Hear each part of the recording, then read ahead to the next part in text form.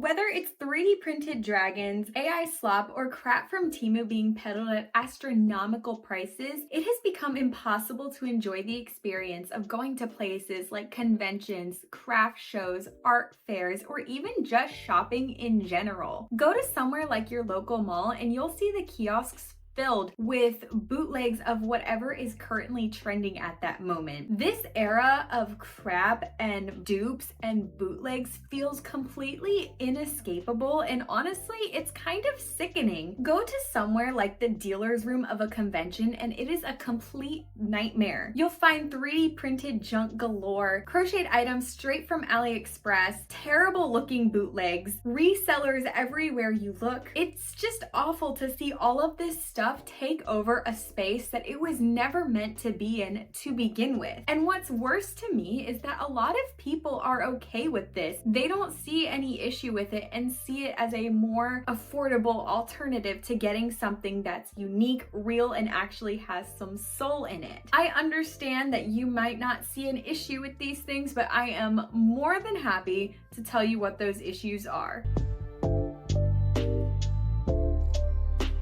But before we get into it, hi, my name is Ezra Faye. Go ahead and subscribe to this channel where I talk about all things anime, conventions, or honestly, whatever I feel like talking about. And as we talk about slop that has taken over these creative spaces, there are so many different creative spaces we could talk about. As mentioned before, art shows, craft fairs, flea markets, but where I've seen it at its worst is a place that I am at a lot, which is conventions. So I'm gonna use conventions as my primary example, but I'm sure there are so many instances where what's happening at conventions can be applied to these other creative spaces. And I am just honestly so sick of conventions allowing these spaces to be taken over by things that have no soul in them, took absolutely no effort, and continue to overshadow artists who actually put some heart and soul and work into what they produce. You're already paying money to go to a convention, but you're telling me I have to pay money to go somewhere to spend even more money, and then it's all just a bunch of crap that I could probably get off of Temu for a fraction of the price that's gonna end up in the landfill in a year? No thanks. I love supporting small businesses, but I have zero interest in supporting a business that is doing whatever is quick and easy and soulless to make a quick buck. And what am I talking about when I'm talking about slop? I'm talking about 3D printed junk, bootlegs, drop shipped in Amazon items at an extreme markup, and more. Not to mention AI art, anything AI, I have zero interest in seeing. And of course, there's always the scalpers and calling that a legitimate business. I'm so over it. I don't care if you are or you know someone who makes money selling these kinds of things.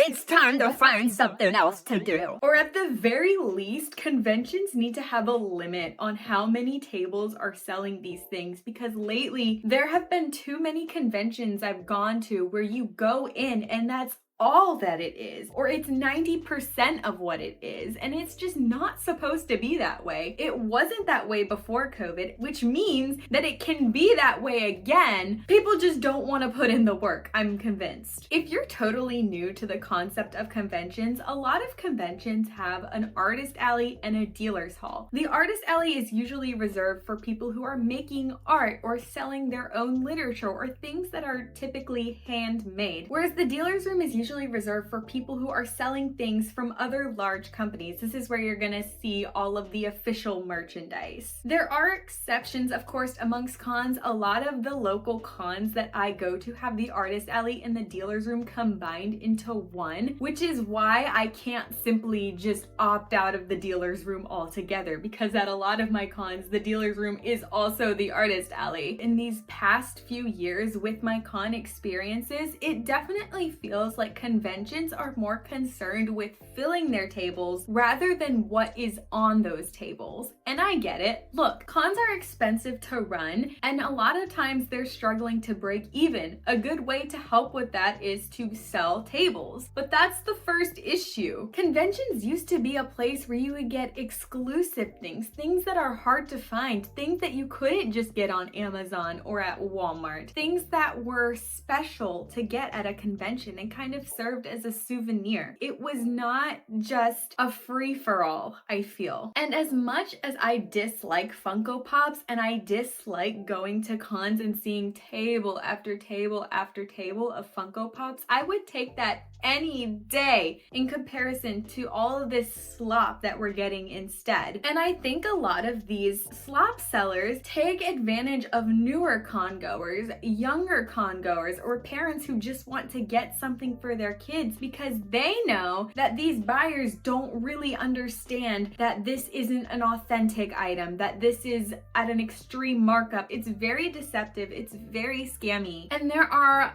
several items being sold in these creative spaces that I have beef with. My first gripe is anything that is mass-produced, drop-shipped, or from Amazon being sold at an extreme markup. My biggest pet peeve is those sticker packs that are like $5 or $10 for 100 stickers. Someone will buy them and then they'll be like, oh, 5 stickers for $1. Not to mention, all of these stickers are usually just official art or stolen art, but even if you don't care about the art, you're ripping yourself off by buying that. Think about it. Think about it. Let's use our heads for a second. You can get 100 stickers for $5, or you could get 5 stickers for $1. Look, I may be a college dropout, but I can do the math on that one. I just don't understand why you'd want to buy that when you could get the same thing for so much cheaper. And it's really easy to tell if they are the Amazon stickers. They're always in like a big bowl and it's just like official art mixed in with some random art, and it'll be some of the most random stickers you've ever seen and you're like, why would someone put this on a sticker? There's some weird ones in there. Another item that I have massive beef with is the crochet stuff, specifically the crochet flowers. I like crocheted stuff. I'm learning how to crochet right now, but that is just supporting why I get so defensive about these crochet flowers. It's totally fine if you crochet some flowers and you want to sell them. That's awesome. But what's usually happening here is someone is buying a bunch of these flowers off of somewhere like AliExpress and then selling them to like build your own bouquet for $50 or something like that. A very cute idea, but when you think about where all of these flowers are coming from, it's not so cute anymore. Anyone who has crocheted, and I'm learning this myself, it takes a long time to crochet something. And usually these people selling these bouquets are not crocheting that all by hand, but someone is. Machines and factories are not crocheting these flowers. Underpaid and exploited workers are. So when you're buying these crocheted flowers, that's what you're supporting. The mass-produced crochet is also just setting this unrealistic expectation for other crochet people. If you put 2 crochet tables right next to each other, it's not gonna be fair game because you have one person who has done everything by hand and therefore has very limited options, or there's a table right next to it that has little crochet dolls of every character that you could possibly imagine. Which table do you think is gonna get more business? Another thing that I have a huge problem with is when they sell Amazon clothes, but it's always like kawaii or Lolita or steampunk kind of fashions being sold at an extreme markup. They'll have like the poofy dresses, or maybe they'll have some pretty kimono, crinoline and corsets and little accessories to go with it. All very cute, very cool. To the untrained eye, it definitely looks like, oh, this is all from Japan. This is all from like an actual store, and people want it. It's very deceptive. That's the theme here. And another thing that they'll do is selling cosplay items. They sell all the prop weapons. It's all on Amazon. Another thing they'll do is they'll just sell wigs by themselves too, and these aren't even styled wigs most of the time. I've seen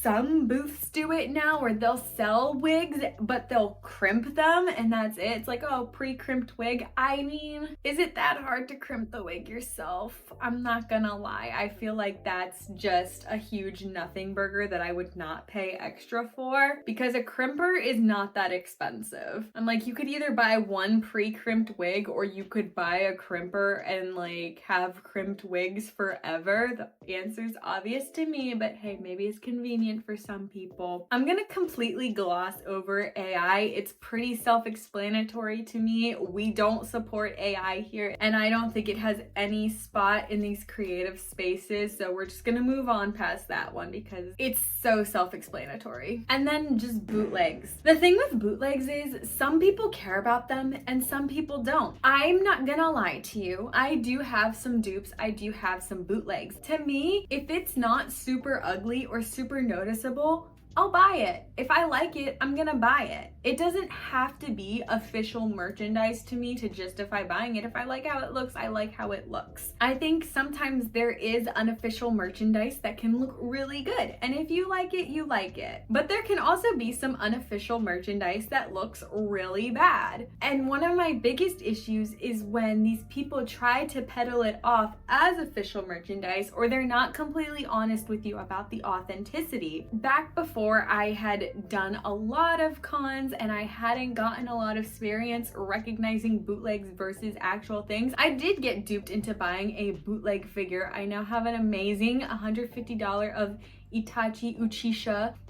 I remember trying really hard in the moment to tell if it was a bootleg or not, and the sales lady was really nice to me. She was really like, oh, take it out of the box, look at it. So I was thinking, oh, she wouldn't want me doing all that if it was a fake. And I was asking her, I was like, oh, is this like authentic? Are you sure? And she's like, yes, it is. And it wasn't. And then I'm looking at it later and I'm like, okay, yeah, I definitely got scammed. And that's my issue, is when they're trying to sell you something that's not what it is. Cons that are allowing bootlegs to be sold at tons of tables at their events do quite a number on the reputation and the integrity of their events. I went to a con over this summer where the entire dealer's room portion was just dupes and bootlegs. And to me, that told me, okay, this con cares more about quantity over quality. If a con cares about quantity over quality in places like the dealer's room, that mindset is most likely translating to a lot of other elements of their convention. That does not say that this is a high quality convention. This says, oh, this is a convention that doesn't care about what it's for. It doesn't care about anime or cosplay or unique items or artists. It cares about selling tables, and it doesn't care who those tables go to. That's what it says to me. And to the untrained eye, it can be hard to spot a bootleg like it was for me back a couple years ago, but there are some things that you should definitely be looking for. First of all, if it seems way cheaper than it should be, then it's a bootleg. The figure that I paid $150 for would have been more like $300, $400 or more was it the actual figure. If they have a lot of these elaborate figures, that's kind of questionable to me, because a lot of these times these expensive figures are harder to come by, and if they have like boxes and boxes of them ready to go, red flag. Paint job is the biggest indicator. You're gonna want to look at the paint job, make sure the colors match the pictures on the box, make sure that the colors match the character just in general, that it's painted within the lines, that the paint job isn't messy. A lot of times these actual figures are gonna have a little bit of a better shading and highlighting on them, whereas a bootleg might be just one flat color, or even if it's like overly shiny looking. You're also gonna want to look at how well the pieces are put together. If it looks like it's just kind of not fitting right, like when you try to shove the wrong puzzle piece into a spot, it looks like that. And I always ask to look at the figure outside of the box. Most of the times they're gonna let you. If they don't let you look at it outside of the box, that's the first red flag, because that definitely means they're hiding something. I feel like bootlegs are inevitable. They're gonna pop up, but when it's just bootleg booth after bootleg booth at a convention, I hate it. Another thing I really hate is the tumblers and the glass jar cups. A lot of times with these cups, it's an image that's blurry and doesn't even wrap around the cup properly. One of the ones that I hate so much that I see all the time is the Lysol cans. It's always a Lysol can. I'm so over it. Or it'll have like manga collages of certain characters, but it's all kind of blurry. And same thing with the glass jar cups. I've also seen a lot of those glass jar cups where it has like underage characters doing 18+ things on them. I remember I went to a con a couple years ago where it was one of those ones of Dealer's Room Artist Alley Hybrid. All it was that year was just table after table of tumblers and glass jar cups and candles too, but mostly the cups. And we were just like, oh my god, did they not like think this through when they were signing people up? Were they not like, you know what, I think we have enough cup sellers now? And another thing with these is that there are actual artists who do make these types of cups, and so sometimes it can be hard to tell. But for me, the easiest way to tell is quantity over quality. A lot of times what slop sellers will do is they will have a table full of these cups. You'll have like 100 options to choose from. That's the first thing. If you're designing something, it's gonna take a lot of time to design and a lot of money to produce all of this product. There's no way an artist who does this on the side can produce that many cups all at once. It's just, it doesn't happen. And another thing is not only will they have like 100 options to choose from, but all the designs are different. An actual artist might only have 2 or 3 designs available, maybe a few more, but the art style is gonna actually be consistent. It's not just gonna be official art or manga panels or something on it. Like, I'm guilty, okay? I do have one of these glass jar cups, but it was done by an actual artist. I don't remember the artist, I'm sorry. This was literally one of 4 or 5 designs that they had available. I was okay with that. I thought it was cute, but you would never catch me buying one of those tumblers that's like got 100 different options. You would never catch me doing that. And then of course, my biggest beef is 3D printed stuff. This one really grinds my gears. I'm not gonna lie. This was the inspiration for the whole video. It just feels very cheap and not in a fun and thrifty way. The most important thing to know about these 3D printed goods is that they are hardly ever the design of the person that's selling them. Most of the time what's happening, all the person that's selling them did is they bought a pattern online, they uploaded it to their printer, and then they wait for it to print out. I've also heard a lot of instances of designs just being stolen. They don't give credit to the artist who made the pattern, which is a huge issue. And this is why there's so many different varieties available in the 3D printed dragons, because all they have to do is put in the filament and wait for it to print. There's no actual labor that goes into this, which is why it's criminal that these are usually being sold for $30 or higher. And I get it. I know a lot of people like them. It's a fun stimulant toy. A lot of people buy them for their kids. I get it. But at the same time, like, buy them a plushie. That's fun too. I can't justify them. And something that I learned that's interesting is that a lot of these complicated 3D prints fail in the printing process. It gets all botched up and then there's nothing to do with it except for throw it away. There's so much 3D printed junk that is contributing to landfill and the climate crisis. It's sickening. I recently watched a really good video about 3D printing and the issue with it and the impacts of it that I really recommend that you watch, because it does explain a lot more about 3D printing in depth. There's a lot of nuance with these bootlegs and slop and 3D prints, this, that, and the third. One of the biggest arguments that people make besides just liking it is affordability. Because so much less effort and time and work goes into selling these things in creative spaces, it's no wonder that they're gonna be cheaper than something that was actually handmade, that actually went through a whole production process by a small business. I'm gonna hold your hand when I say this. You actually don't have to buy anything. I know it's crazy. And look, I've said it before, I go to conventions to shop. I set aside a budget for every convention so that I can shop, and it's exclusively shopping money. Nobody loves to shop at a convention more than I do, but you don't have to buy anything. At these conventions where it's all just a bunch of crap being sold, I don't buy stuff because I don't want to buy things just for the sake of buying things. I want to buy something because I enjoy it, because I like it, because it's unique. The more conventions that I've gone to, the less I buy actually, because I'm realizing a lot of this stuff that I buy at conventions, I don't use after a couple of months. So when I'm buying stuff at conventions now, I have to ask myself, is this something that I really like? Does this contribute to a collection that I have? Is this something that I'm actually gonna use, or do I just think it's fun? You have to reason with yourself. It is better to support an actual artist than to support a dishonest business.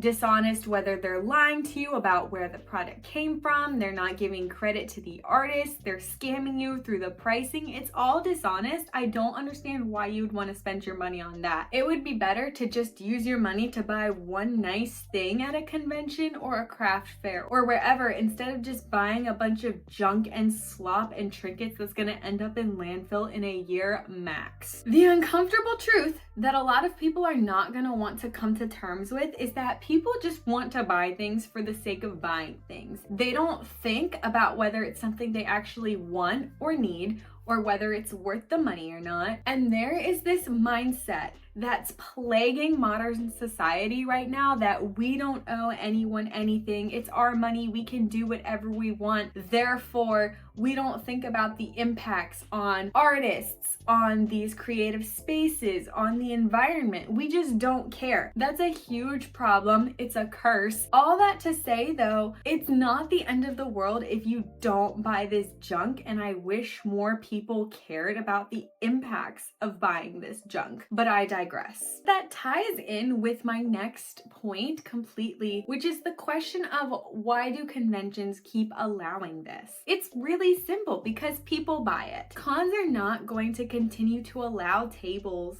in their conventions or other creative spaces that don't sell, that don't bring in any foot traffic. And also these tables aren't going to want to pay that table fee if they know they're not going to get any business, but they are. And that's why they continue to stay. And that's why more and more of them are popping up in these creative spaces. It's that simple. And it just really grinds my gears, because I have seen instances where it's resellers and junk being sold in these creative spaces when I know of artists who actually applied and got declined. If there's a shortage of applicants, that's one thing, but when you're turning down actual artists for resellers and slop peddlers, that's a problem. And it just really overall sucks to see hard-working artists and businesses having to share spaces with people who put no effort or no heart and soul into what they're selling. It's just not fair. The biggest question of all is, what can we do about this slop selling? Because obviously don't buy it, but it's still something that I don't want to continue to see at these events. If you see someone selling AI art or obvious bootlegs, not just things that you dislike, but things that usually go against these event rules, report it. And what's really important is that you get the shop's name and you get the general location or table number at least. I remember one year going to a con and seeing a lot of AI art. And when I reported it to the con after the event, they were like, do you remember the shop name or the table number? And I didn't have any of that information. So there was nothing that could be done. I think it's really important to alert staff in the moment when you see something shady going on. A good con will take action if they see a probable cause. I remember one year a business was selling bootlegs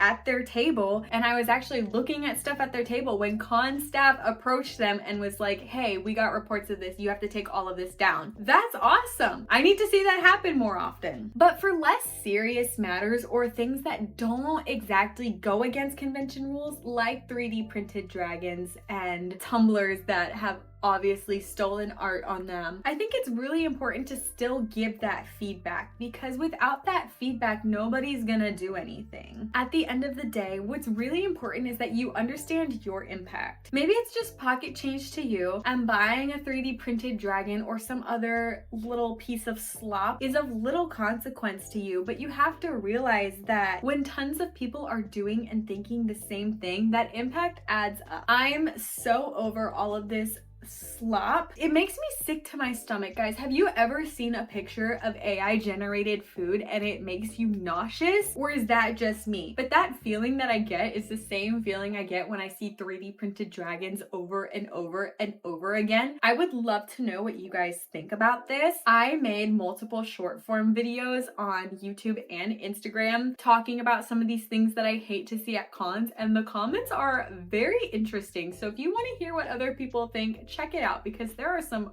arguments going on over there. But as always, whether it's about this video or if you have suggestions for future videos, I would love to hear them. You can comment them below, you can DM them to me on Instagram, or you can email them to me right here. And of course, follow me on Instagram and like and subscribe so that you can become one of Ezra's faves, where I talk about anime, cosplay, and whatever else I feel like talking about. I've heard that I'm a lot of people's favorite background noise, which is such an honor. I'm gonna go because I just bought a Switch 2. It's for my fiance. He wasn't supposed to get it until his birthday, which is later on this month, but I caved and I gave it to him. But I would like to give Mario Kart a spin by myself before he gets home. So I'm gonna do that. Okay, bye!